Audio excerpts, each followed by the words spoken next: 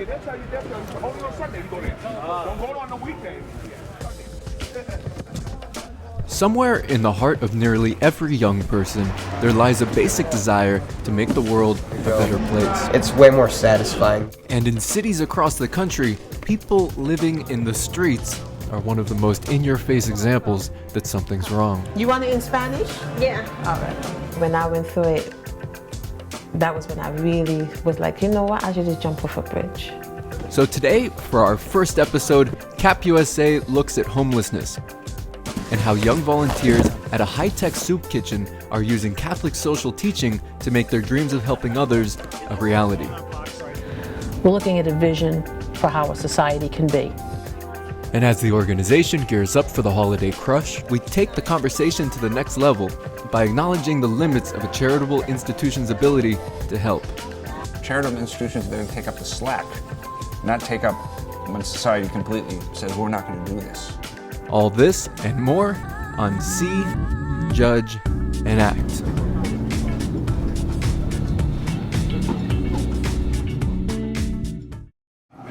The Lord be with you.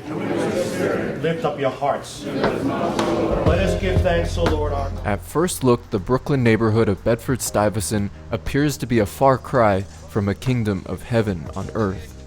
One of the most obvious reasons is its high rate of homelessness. Vanessa Simpson was somebody who experienced homelessness firsthand. Homelessness is not, it's not something you want on your worst enemy. She says it was bad because being homeless and hungry took away her basic dignity. I couldn't, deal with it. And then the fact that I had kids too, that was even worse. Luckily for Vanessa, over 100 years ago, Pope Leo XIII wrote about the issues affecting a rapidly industrializing world. He saw people like Vanessa and equated the lack of human dignity associated with her homelessness to the onset of complex forces unleashed by modernity and what we now call the Industrial Revolution. And so he outlined and formalized a tradition which has become known as Catholic social teaching. Tony Butler, the CEO of one of Bed-Stuy's largest charitable organizations, St. John's Bread and Life, is among the many deeply inspired by that tradition. Tony says that Catholic social teaching helps his organization do far more than simple charitable works. Catholics, and when they embrace the social teaching, have an obligation to do this in the marketplace and to be prophetic and take those tough stances. Did you sign? But before we go any further, what are these simple principles of Catholic social teaching? Well, you're about to find out. What makes Bread and Life high-tech is the internal workings of a modern food pantry that also helps to illustrate Catholic social teaching. So watch carefully as we break this down. You'll be able to use this to change the world. First, they acknowledge that the most basic right, the right of human dignity, is not being met. Remember Vanessa Simpson? Now in a home of her own, Vanessa works at Bread and Life, and her stance towards each client starts with the principle of human dignity. They have the right for me to give them as much services as they need. No matter how many times they come here, they have that right. You understand? Because it's not their fault they're in the situation they're in. That acknowledgement to ensure and advance human dignity is the basis of CST.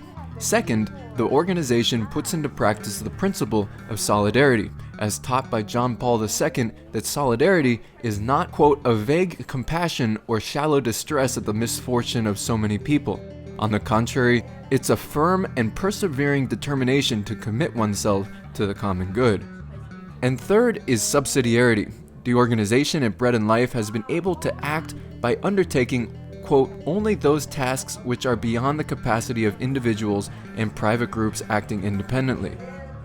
Subsidiarity, which says that we should not take away from the individual what they're capable of doing for themselves. And that's a difficult balance for Bread and Life, because we give a lot of stuff away.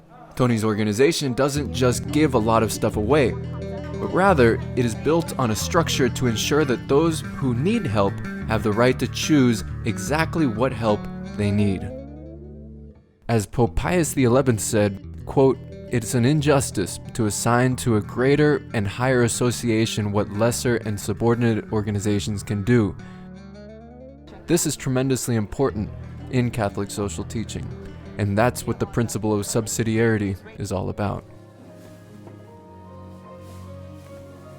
So here's how it looks. A person walks in needing groceries. They walk up to a kiosk.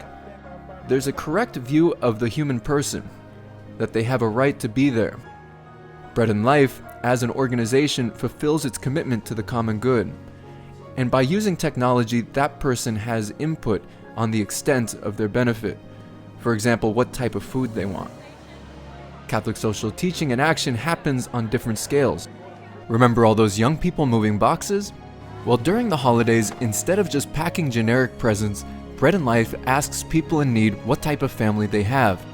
Then, volunteers choose presents dependent on how many kids the family has and whether those kids are boys or girls.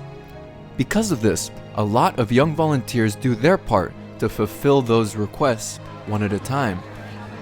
They are living the principles of CST in action.